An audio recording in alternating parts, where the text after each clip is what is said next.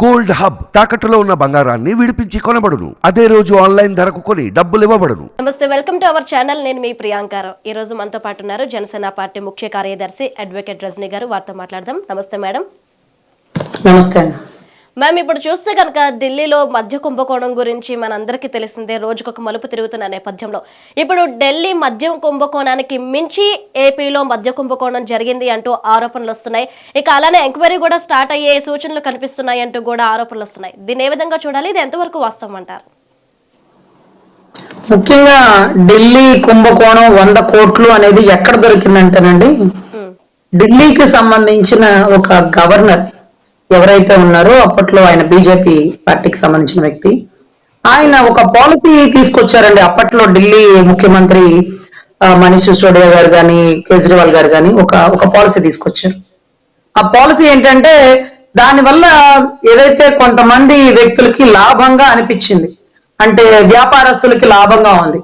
వ్యాపారస్తులకి లాభంగా పాలసీ చేయడం ఏంటి? ప్రజలకు ఉపయోగకరంగా ఉండాలా, ప్రభుత్వ ఖజానా నిండాలా, అంతేగాని వ్యాపార లబ్ధి పొందడం ఏంటి పాలసీ అంటూ ఆ పాలసీని బయటికి ఇలా తీసుకురండి అంటే ఇమ్మీడియట్ గా ఆ పాలసీని రద్దు చేశారు. దాని గురించి ఎంక్వైరీ వేయించండి అన్న ఉద్దేశంతో ఎంక్వైరీ వేసే కొద్దీ బయటకు వస్తున్న తవ్వకాల్లోంచి విలువైన విషయాలు ఏంటంటే, ఒక బ్రాండ్ అంబాసిడర్ గా ఉన్న కేజ్రీవాల్ గారి మీద అవినీతి మచ్చ అంటుకుంది. మనీష్ సిసోడియా గారు ఆల్రెడీ జైలుకి వెళ్ళిన మూమెంట్ ఉంది. అదే రకంగా తీగలాగితే సౌత్ గ్రూప్ అంటే ఏంటా సౌత్ అంటే అప్పుడు అర్థమైందండి. తెలంగాణ, ఆంధ్ర అంతా కూడా సౌత్ కింద వచ్చేసింది. ఆ సౌత్ లో పెద్ద పెద్ద పైల్వాన్ల కూతుర్లు, కొడుకులు వీళ్ళు అందరూ ఉన్నారు. సో దాంట్లో కవిత గారి పాత్ర కీలకం. సో కవిత గారి పాత్ర కీలకం కాదు, నెంబర్ లో ఉంది. ఆవిడ ఈలోపు ఒక 10 ఫోన్లు మార్చేసింది, 10 ఫోన్లు పగలగొట్టేసింది, దాంట్లో డేటాని మాయం చేసేసింది. అయినా సరే క్లౌడ్స్ లోకి వెళ్ళి డేటాలని పట్టుకున్న వ్యక్తులు ఈ ఈడీ. ఎక్కడెక్కడ డేటాలు కూడా మళ్ళీ బ్యాకప్ కి వెళ్ళి ఇంకోటి వెళ్ళి మొత్తం ఇన్ఫర్మేషన్ అంతా ఎవిడెంటరీ రికార్డెడ్ తో తీసుకొచ్చేసారు. అప్పట్లో ఈవిడికి సంబంధించిన చార్టెడ్ అకౌంటెంట్, ఈవిడికి సంబంధించిన మేనేజర్లు వీళ్ళందరినీ కూడా ఎత్తి లోపలిస్తే చాలా విలువైన విషయాలు వచ్చినాయి కవిత గారి పేరని. ఇదే కవిత గారికి సంబంధించి మన ఆంధ్రాలో కొంతమంది వీరికి ఈ కేసుకి సౌత్ గ్రూప్ లో కొంత సంబంధ బాంధవ్యాలు ఉన్నాయి. కొంత మాగంటి వాళ్ళ కుటుంబం అంటారు, కొంత ఇంకోటి.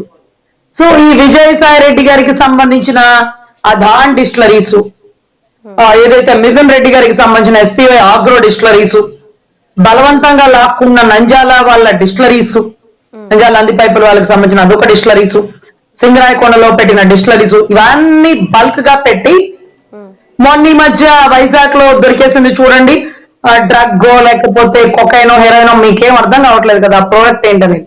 ఆ ప్రోడక్ట్ ని మందులో కలిపేసి బూమ్ అంటే గతంలో ఎవిడెంటరీ రికార్డ్ అండి. ఇది మీరు వెనక్కి తీసుకొని చూడండి. రాకేష్ మాస్టర్ గారు, ఇదేంట్రా బాబు, ఈ మందు తాగితే సముద్రాలు ఈదినోడు కూడా పిల్ల కాలువలో పడి చచ్చిపోయేలాగా ఉన్నాడు, సైడ్ కాలువలో ఈత కొడుతున్నట్టుంది, మురికి కాలువలో దూకినట్టుంది, కళ్ళు బయర్లు గమ్ముతున్నాయి, ఆకాశంలో తేలుతున్నాను నేను, చచ్చిపోయేలాగున్నారా బాబు ఈ మందు తాగితే అన్నారు. తర్వాత ఆయన చనిపోయారు. ఆ పేరు కూడా బూమ్ అంటూ ఎవిడెంటరీగా ఇచ్చారు. ఆయన్ని చనిపోయే ఒక రోజు ముందు కూడా పోలీసులు అరెస్ట్ చేశారండి. ఎందుకు అరెస్ట్ చేశారు మీరు గమనించుకోండి. అతని చేతి మీద కూడా పవన్ కళ్యాణ్ గారి పోస్ట్ ఉంటుందండి, జనసేనకు సంబంధించిన సింబల్ కూడా ఉంటది. మీరు బ్యాక్ వెళ్ళినా ఒకసారి వీడియోస్ లో దొరుకుతుంది. ఏదో ఒకటి ఇంటెన్షనల్ గా చేస్తున్నారండి. ఇంకొకటి ఏంటంటే, ఈ మందులో భయంకరమైన కల్తీ జరుగుతుందంటూ గతంలోనే రఘురామకృష్ణరాజు గారు దీన్ని ఒకసారి చెక్ చేయండి, లేకపోతే దీంట్లో ఏమేమి కీలకమైన రసాయనాలు కలుపుతున్నారు, కెమికల్స్ ఎంత ఉన్నాయి, ఆల్కహాలిక్ కంటెంట్ ఎంత ఉందా, ఇంకేమేమి కలుపుతున్నారు అంటూ వీటిని టెస్టింగ్ కి పంపించారండి. అప్పట్లో గవర్నమెంట్ మనోడిదే కాబట్టి మనోడు తారుమారు తక్కరమారు ఆడేస్తుంటాడు కదా. కానీ ఈ భూములు లేకపోతే ఈ ప్రెసిడెంట్ మెడల్లు, కోవిడ్ కి మందు కూడా అదే వచ్చేసిందండి. కరోనాకి సంబంధించిన మందు కూడా స్పెషల్ స్టేటస్, ఈ భయంకరమైన పేర్లండి. సో ఇటువంటి పరిస్థితుల్లో వీటన్నిటినీ గనక కల్తీ టెస్టులకు చేస్తే ఎంత విలువైన విషయాలు బయటకు వచ్చి మగవాళ్ల అవయవాల్లో ఉండేటటువంటి కాలేయం దెబ్బతింటుంది. ఆ కాలేయానికి సంబంధించిన ట్రీట్మెంట్ ఆరోగ్యశ్రీ కార్డులో లేదు. సో మగవాడి ఇంట్లో కూర్చొని నిర్వీర్యం అయిపోతే ఆడదాన్ని ఇబ్బంది పెట్టదలుచుకొని చేసినటువంటి పరిస్థితి. సో ఇటువంటి పరిస్థితులకి పూర్తిగా చెక్ పెడుతూ ఈసారి వీటిని టెస్టింగ్ పంపించి దీంట్లో ఎంత కల్తీ జరుగుతుందో తెలిస్తే ఈ కల్తీ మందు ఈ ప్రాసెస్ కవిత గారికి సత్సంబంధాలు ఉన్నాయని, లేకపోతే ఇది ఎక్కడి నుంచి తీసుకొచ్చో, ఈ ఐటమ్ ఎక్కడ వాడినారు, మీరు ఆంధ్రలో ఈ నెంబర్కి ఎందుకు కాల్ చేశారు, ఈ నెంబర్ గల్ల వ్యక్తి ఏమున్నారంటే ఈ నెంబర్ గల్ల వ్యక్తి డిస్టిలరీస్ ఓనర్. మీరు కవిత గారు డిస్టిలరీస్ ఓనర్ కి పలుమార్లు ఎందుకు ఫోన్ చేశారు, అతని అకౌంట్ కి డబ్బులు ఎందుకు పంపించారు, అతను మీ అకౌంట్ కి డబ్బులు ఎందుకు పంపించారంటూ ఆ డిస్టిలరీని సీజ్ చేసి టెస్టింగ్లు పంపిస్తే మందులో జరిగిన కల్తీ బయటకు వస్తుంది. కల్తీ మందు దాగి మనుషులు చనిపోయారు, పోనీ పాపం తప్పట్ల ఇలాంటి వ్యక్తికి ఓటేసినందుకు. అసలు మందు అంటే చిన్న అంటే మనం ఏ చిన్న మెడికల్ షాప్ కి వెళ్ళి ఒక మెడిసిన్ తీసుకున్నా మనం స్కానర్ పెట్టేస్తాం, కానీ తాగే మందుకి మాత్రం డబ్బులు కట్టాల్సిందే. సో ఒక 1 లక్ష రూపాయల సరుకు అమ్మితే 5,000 సరుకు చూపిస్తున్నాడు, మిగతా 95,000 అకౌంట్ లో వేసేసుకుంటున్నాడు అతని అకౌంట్ లో. అంటే ఎంత సరుకు అమ్మామనేది చూపించట్లా.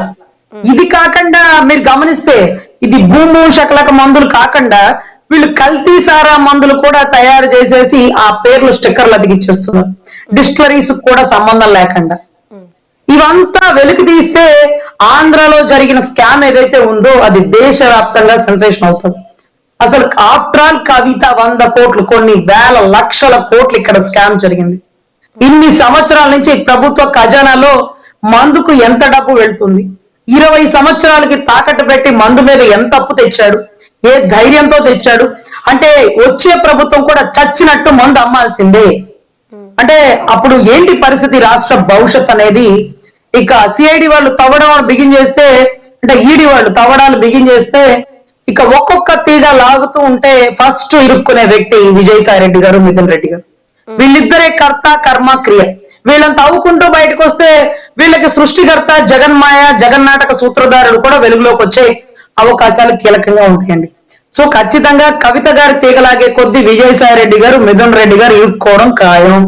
వీరిని లోపలేసి కుమ్మితే వీరు చెప్పే మొట్టమొదటి విషయం, నేను ఏటూనండి ఏవన్నా తీసుకురాకుండా ఏటూని ఎలా తెచ్చారు అంటారు. సో ఏవన్ గారు కూడా ఇండైరెక్ట్ గా సహాయ సహకారాలు అందిస్తున్నట్టుగా కొన్ని ట్రాన్సాక్షన్స్, కొన్ని మొబైల్ నెంబర్లు కవిత గారితో ఏ నెంబర్ తో మాట్లాడారు. ఎందుకంటే 10 ఫోన్లు పగల కొట్టేసిన కవిత, ఎంతో డేటా స్మాష్ చేసిన కవిత, కేసీఆర్ గారికి సత్సంబంధాలు కలిగినటువంటి జగన్మోహన్ రెడ్డి. సో ఇవన్నీ విషయాలు వెలుగులోకి వస్తారండి. ఈడీ వెలుగులోకి తీసుకొస్తే ముందుగా చెక్ పడేది ఏటు విజయసాయి రెడ్డి గారికి, మిథున్ రెడ్డి గారికి. వాళ్ళ బాస్ ఎవరో వాళ్ళే చెప్తారులే, నా పేరు లేదు. ఓకే అండి రజనీ గారు, థ్యాంక్ యూ సో మచ్ అండి. నమస్తే అండి.